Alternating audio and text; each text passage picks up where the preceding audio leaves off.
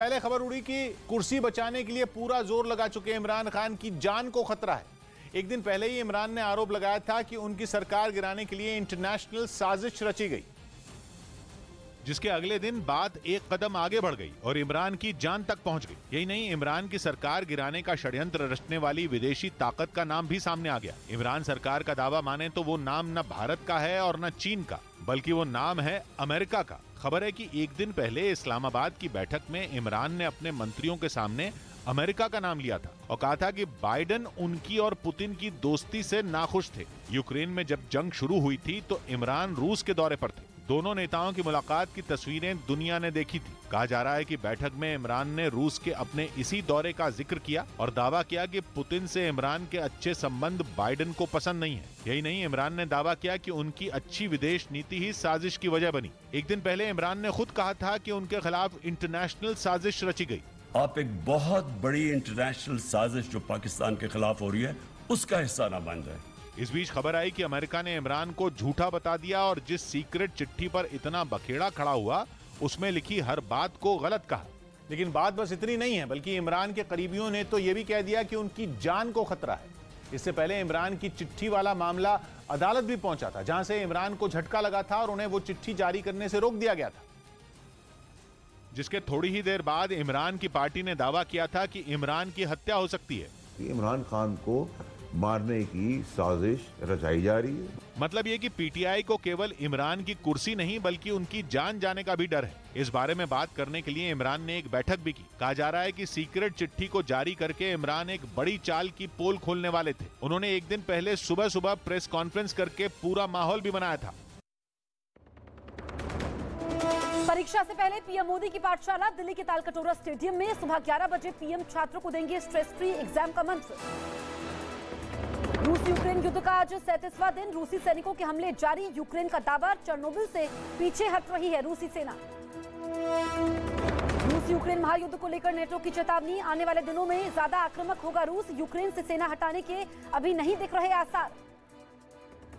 बुरी तरह चरमराई श्रीलंका की अर्थव्यवस्था, डॉलर के मुकाबले 46% गिरी श्रीलंका की करेंसी। 100 रुपए में एक कप चाय और 150 रुपए में मिल रहा है एक पैकेट ब्रेड।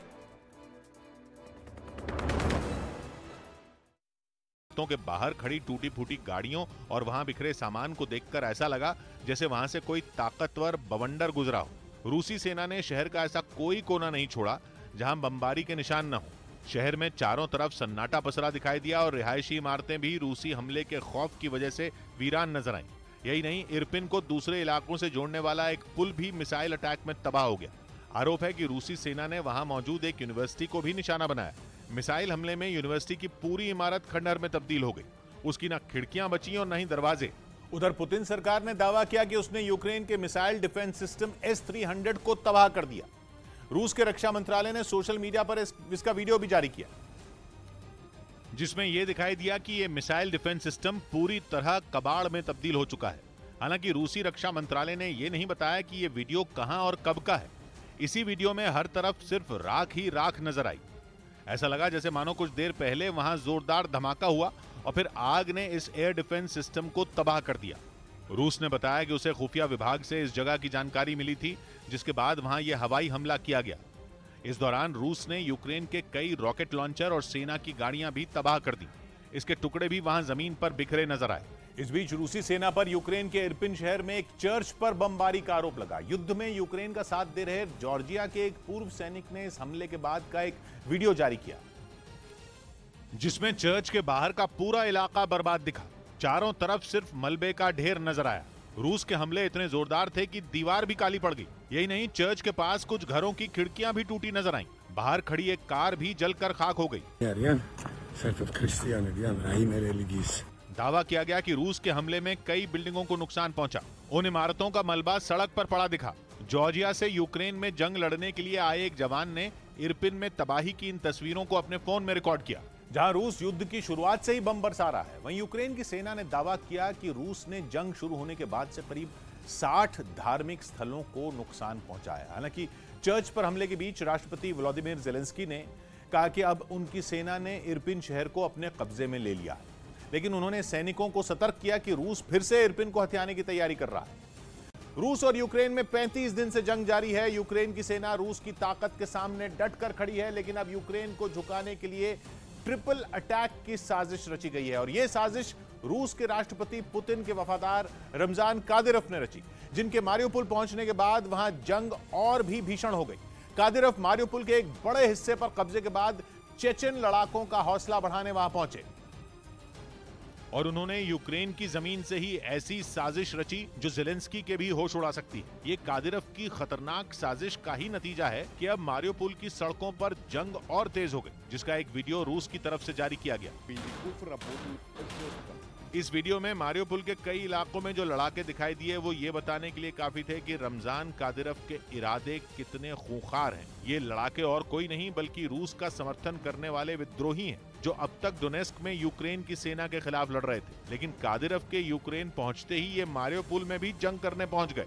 यानी रमजान कादिरोव ने रूस की सेना, चेचन लड़ाकों और विद्रोहियों को एक साथ लाकर यूक्रेन की सेना पर सबसे बड़ा हमला बोल दिया, जिसके बाद मारियोपोल में शुरू हुई गोलियों की तड़तड़ाहट ने वहां अब तक फंसे हुए यूक्रेन के लोगों को दहलाकर रख दिया। शहर की सड़कों पर टैंक गरजने लगे।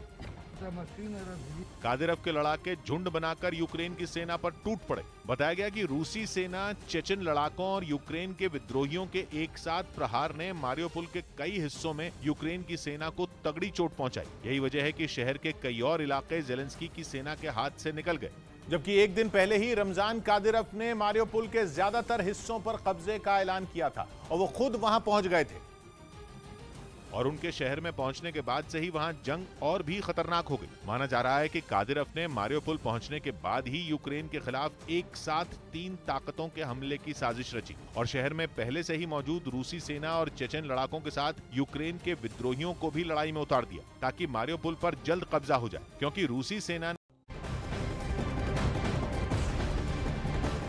इस वक्त की बड़ी खबर आपको बता दें, बड़ी खबर युद्ध के बीच ज़ेलेंस्की का बड़ा एक्शन देखने को मिला है। यूक्रेन के 2 शीर्ष जनरल हटाए गए हैं। ड्यूटी में लापरवाही का आरोप इन पर लगा था और ज़ेलेंस्की ने यह बड़ा कदम उठाया है, 2 जनरल को हटा दिया है। महायुद्ध ब्रेकिंग हम आपको बता रहे हैं, यूक्रेन के राष्ट्रपति ज़ेलेंस्की ने अपने 2 शीर्ष जनरल हटा दिए हैं।